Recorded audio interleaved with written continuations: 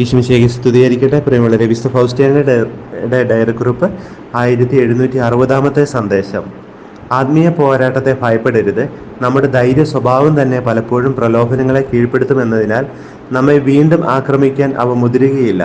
ഞാൻ നിന്നോട് കൂടെയുണ്ടെന്നുള്ള ഉത്തമ വിശ്വാസത്തോടെ എപ്പോഴും പോരാടുക. 1768 സന്ദേശം. ആത്മീയ പോരാട്ടത്തെ നമ്മൾ ഭയപ്പെടേണ്ട ആവശ്യമേ ഇല്ല. കാരണം ഒരാത്മാവ് എത്രമാത്രം ബലഹീനമാണോ അത്രമാത്രം അത് ദൈവത്തിൽ ആശ്രയിച്ചാൽ ദൈവം ആ ബലഹീനതയിലേക്ക് കടന്നു വരും. അവിടെയാണ് ഈശോ പറയാൻ, നിന്റെ ബലഹീനതയിലാണ് എൻ്റെ ശക്തി പ്രകടമാകുന്നത്. പിശാചുക്കൾ എന്തിനാണ് മനുഷ്യരെ എതിർക്കുന്നത്? കാരണം മനുഷ്യൻ അവൻ്റെ ബലഹീനതകളെ തിരിച്ചറിഞ്ഞുകൊണ്ട് ദൈവമാകുന്ന അവൻ്റെ അനന്തമായ സാധ്യതയിൽ ആശ്രയിച്ചാൽ ദൈവം തന്നെയാണ് അവൻ്റെ ബലഹീനതകൾക്കുള്ള എല്ലാം മറുപടി. അവൻ ദൈവത്തിൽ ശരണപ്പെട്ടാൽ പിന്നെ അവൻ ഒരിക്കലും മാനുഷിക അവസ്ഥയിലായിരിക്കുകയില്ല.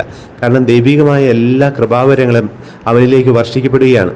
അവൻ ദൈവത്തിൻ്റെ തന്നെ ഛായയും സാദൃശ്യവും വീണ്ടെടുക്കുകയും ദൈവമക്കളുടെ സ്ഥാനത്തേക്ക് ഉയർത്തപ്പെടുകയും ചെയ്യുക. പിന്നീട് അവൻ ദൈവാത്മാവുമായി ഒന്നായി ചേരുന്നവൻ ഒരേ ആത്മാവായി തീരുന്നു എന്ന വചനം പോലെ തന്നെ അത് അവൻ്റെ ജീവിതത്തിൽ നിറവേറുകയാണ്. പിന്നെ അവനെ പരാജയപ്പെടുത്താൻ ഒരിക്കലും സാധിക്കില്ല. അതുകൊണ്ട് തന്നെ മനുഷ്യാത്മാവ് എന്ന നിലയിൽ ഏറ്റവും ബലഹീനനായിരിക്കുമ്പോഴും എൻ്റെ ബലഹീനതയിൽ ഞാൻ എൻ്റെ കർത്താവിൽ ആശ്രയിക്കുന്നു എന്ന മനോഭാവത്തോടെ പിശാചിനെ ചെറുത്ത് നിൽക്കാനായിട്ട് നമുക്ക് സാധിക്കും. അതാണ് തിരുവചനം പറയുക, പിശാചിനെ നിങ്ങളെ ചെറുത്ത് തോൽപ്പിക്കുമെന്ന് പറയുന്നതിൻ്റെ അർത്ഥം അതാണ്. നമ്മളെ തന്നെ പൂർണ്ണമായിട്ട് നമ്മുടെ എല്ലാ ബലഹീനതകളോടും കൂടി കർത്താവിന് സമർപ്പിക്കാം. അവൻ ഇമ്മാനുവേലാണ്. ഇമ്മാനുവേലിന്റെ നാമത്തിന് ചേർന്ന വിധം തന്നെ അവൻ പ്രവർത്തിക്കും. ഈശോയെ നമുക്ക് സകല വിശുദ്ധരോടും സകല മാലാഹമാരോടും ചേർന്ന് ആരാധിച്ചുകൊണ്ട് നമ്മളെ തന്നെ പൂർണ്ണമായിട്ട് അവന് വിട്ടുകൊടുക്കാം. പരിശുദ്ധനായ ദൈവമേ, പരിശുദ്ധനായ ബലവാനെ, പരിശുദ്ധനായ അമർത്തിനെ, ഞങ്ങളുടെ ഈ ലോകം മുഴുവൻ്റെ മേൽ കരുണയായിരിക്കണമേ.